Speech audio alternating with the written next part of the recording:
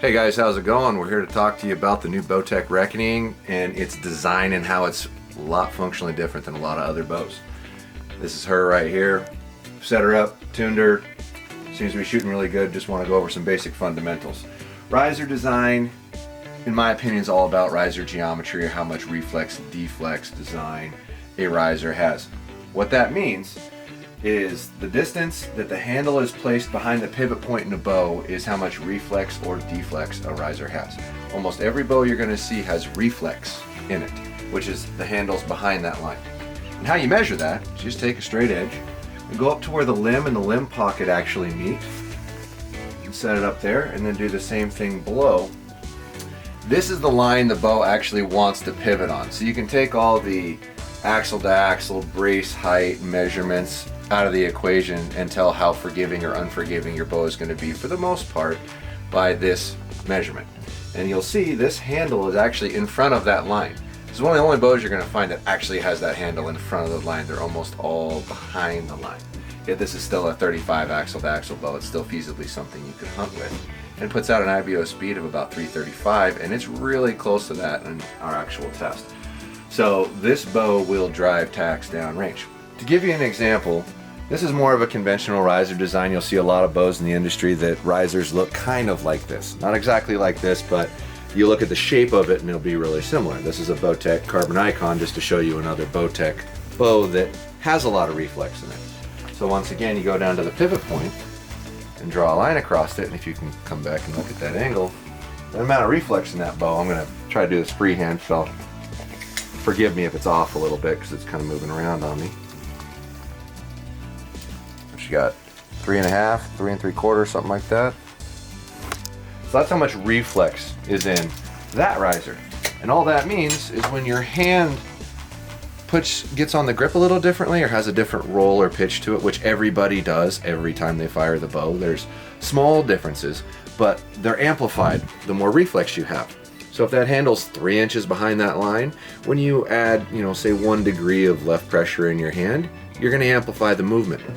So that's where this bow is so stinking forgiving. It also has one really cool adjustable cam system, which we'll get to in a minute. But the other thing that makes a bow incredibly stable is the length of a riser. Okay, so manufacturers like to go off of axle to axle length, but that is not necessarily the real key reason to what makes a bow forgiving. What makes a bow forgiving is how long this mass is. It's an easy test to prove. Go grab yourself a 2-foot long 2x4, hold it in your hand and turn it left to right, and then go grab a 4-foot 2x2. They weigh the same. Pick it up and turn it left to right, and you'll feel that board be way slower to move left to right. Well, all that means is when you actually get back to full draw and hold your bow hand level, it's going to be harder to lean left to right. So when you get up to where your bow is positioned and fixed and set level, it's harder to drift away from it. If everything else being equal and the weight is the same, if it's stretched out farther, it's harder to lean. And that's part of what makes this bow so forgiving. This bow is a 35 axle to axle bow and has a riser length of 30.5 inches. That's drastic. This is a 32 axle to axle bow. It's got a 26.5 inch riser length. So there's only a couple axle to axle differences, but this thing's way longer and going to be way more stable. So the specs on this bow is a 335 FPS, weighs 4.5 pounds, and has a draw length adjustability of 26 to 31, all built into the cam. Super easy to adjust. Now, we've already shot this bow through paper to make sure our rest is squared and everything's correct, and this is the tear we got after a couple of small adjustments. So what I want to show you is what's really unique about this cam system. We're going to come over here to do that so I can set it down. Okay, so what's super unique about this cam system, in today's day and age, getting a bow to tune where it's supposed to, or what I mean by that, is about 13/16 off of the riser. So the arrow rest is down the central portion of the riser. It's all about cam length. Manufacturers will probably try to give you different information or discerning information telling you to move your rest around or what have you, but if your cams at full draw are truly pointed at each other squarely, you should be able to run the rest right down the middle. In this cam system, the cam drive from Bowtech is the first cam system I've ever seen that you can infinitely adjust with a screw. And what I mean by that and how that works, this is a Spot Hog laser tool. Pretty common to find in a pro shop that actually does your wheeling adjustments. You lay that on the cam and try to point it down there, and you can see the little red laser dot right there. That's showing that the cam is pointed slightly to the left, which is where it should be to start with, because this fella right here, your flex guard or cable guard, is creating torque. And as you draw the bow back, that torque becomes less on the cables because the weight of the bow that's on the cables is transferred to the string, and then the cables don't have near as much pressure on them, and the cam will come in a little bit more. So when you're at full draw, they're actually pointed at each other. So you can pull that back in a draw board, lock it up, and check it at full draw is about the only safe way to do it. I do not encourage you to pull your bow back and have your buddy try to hold it. That's scary. Don't do that. But this bow's already been set to where they're pointed at each other. Now what I want to show you is what happens when you change your cam lean. So this is the lock screw. We're going to loosen that guy about a turn. Then we're going to go down here and turn this clockwise, one full rotation. Okay, so we've now moved and changed the cam lean. We're going to tighten that back down, and we're going to put the laser on here. Now you see where the laser is now? Way farther over, right? So I'm going to show you what that does to your paper tune, but always do your cams the same. You do not want your lower cam and upper cam to be different. Once you get them to where they're set the same, you need to leave it that way. Okay, so we need to go one full rotation. This riser's a little too long for my bench here. Okay, lock it down. And then we're going to go shoot it through paper and see what that does to our paper tip. Little handheld.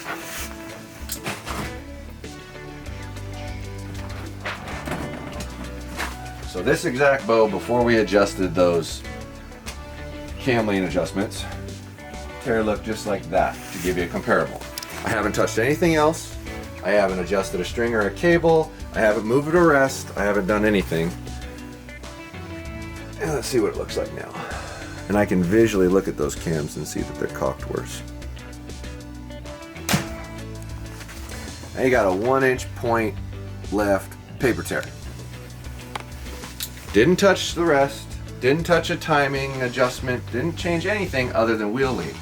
Now, that's what wheel lean does, is it affects your left to right position out of the bow because the cams are cocked different and it's forcing the string to change where it ends up cycling at. And that is what makes this system so amazingly cool, because the average person can adjust it. You don't need a bow press, you don't need a technician. As long as you're paying attention to what you're doing, have an Allen wrench and some form of laser to be able to tell exactly how much you've moved it, you can change your tune without moving the rest, which is ideal. And the reason that's important, because majority of us are hunters and a decent amount of us shoot fixed blade broadheads.